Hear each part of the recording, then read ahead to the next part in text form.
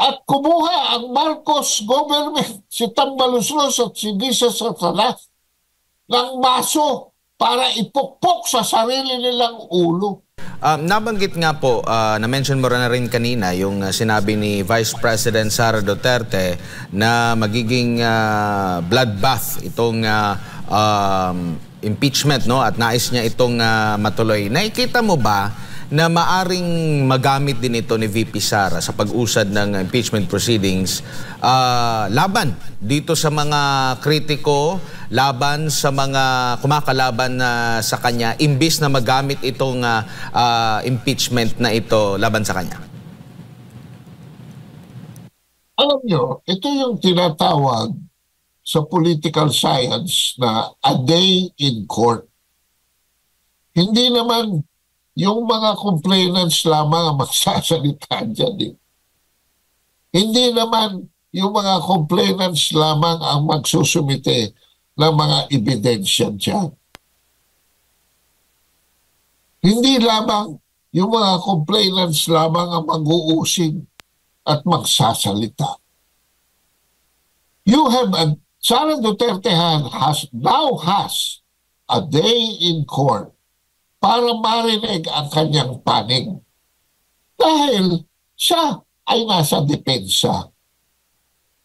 Kaya, alam nyo, kundi naman talagang nagpapatiwakal ang rehimeng Marcos politically, no?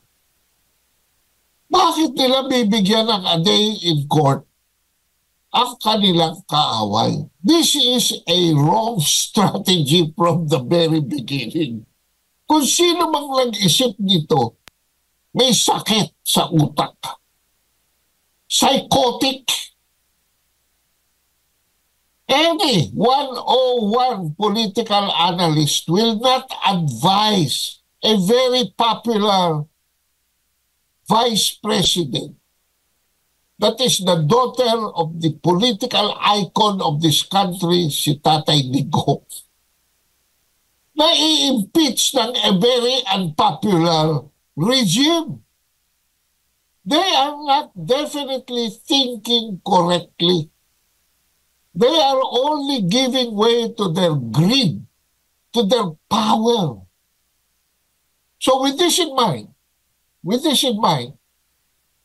kailangan magkaroon na ng miski na 1% na repentance si Marcos at si Romualdez kung gusto talaga nilang makabalik sa pabor. Hindi ko sinasabi makakabalik pa sila, pero kung gusto nila, magpakita sila ng, anong tawag doon? Metanoia. Yung pagdating mo sa dulo, yung willingness to go back, to ask forgiveness, to repent for your ways, to mend your behavior, adopt new policies so that you can go back to the favor of the people who is the absolute sovereign. Kasi kung wala yan sa loob ng isang demokrasya, babagsak at babagsak. So, yan ho ang day in court ni Sara Duterte. Kumuha ho, hindi ng martilyo. Kumuha ho hindi ng palakol. At kumuha ang Marcos government, si Tambaluslos at si Disa Satanas, ng maso para ipukpok sa sarili nilang ulo. Pababaho ng pababa ang level ng pamamahala na ito. Lampas na nga ho sa minimum. Lampas na sa basement. Negative 49 na ang trust rating. Hihirit pa sila. Kaya si Toby Chanko mismo nagsasabi, no, na kailangan merong turning around. Otherwise, it is definitely, it will be a kumunoy. It will be a quicksand. At palubog na sila ng palubog.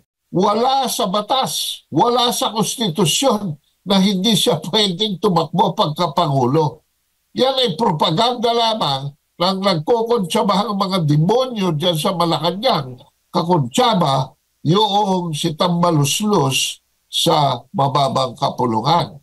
Kaya nga handang-handa siya at wini-welcome pa niya ito. Bakit? Dahil dito sa impeachment trial na ito, sa pagdinig, sa mga hearing at session, mabubulgar lahat ang kabahuan ng Pangulong Marcos Jr. Isasambulat niya. Ang sabi nga niya, it will be a bloodbath. At yun mga kababayan, ang buong tapang na sinabi ni Kaado Paglinawan na kumuha ng maso itong si President Marcos, si First Lady Liza Araneta Marcos at pati na rin si House Speaker Martin Romualdez, no? Kumuha ng maso para ipokpok sa kanilang mga ulo. Ayan, ito yung sinabi ni Kaado regarding po dito sa ginawa po nilang impeachment laban kay Vice President Sara Duterte, mga kababayan. At tahasang sinabi ni Kaado Paglinawan na kung sino man po yung nakaisip nitong strategy nila na naisip ay may sakit sa utak. Ayan, kahit sino po daw na analyst na ayaw na ganitong strategy, no? At mas lalo pong babagsak itong Marcos administration daw, mga kababayan, kapag natuloy itong impeachment laban kay VP Sara.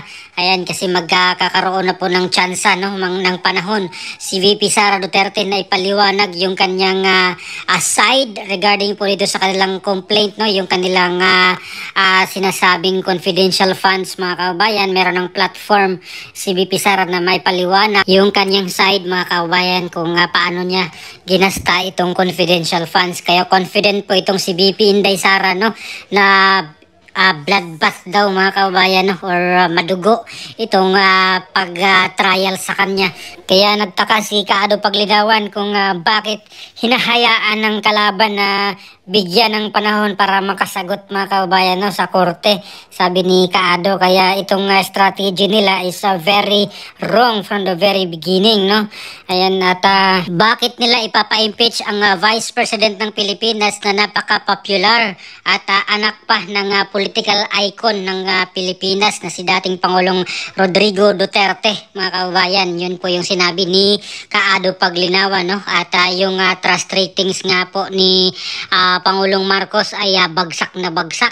Sabi ni Kaado ay below minimum dahil negative 49 daw po ito, mga kababayan, no. Ayan, at ito pa yung lakas loob na ipapa-impeach daw yung Vice President na merong malaking ratings na pinagkakatiwalaan ng mga Pilipino. So ano pong inyong opinion dito, mga kababayan, sa sinabi ni Kaado Paglinawan na kumuha daw po ng maso itong si President Ferdinand Marcos Jr., si First Lady Liza Araneta Marcos at si House Speaker Martin Romualdez, kumuha ng maso para ipukpok sa kanilang mga ulo dito sa kanilang gagawin or ginagawang impeachment laban kay VP Sara Duterte. Ayan, ito ay mas lalo daw pong magpabagsak sa kanila at dadalhin sila doon sa Kumunoy. Ayan, please comment down below. Maraming salamat. God bless po sa ating lahat.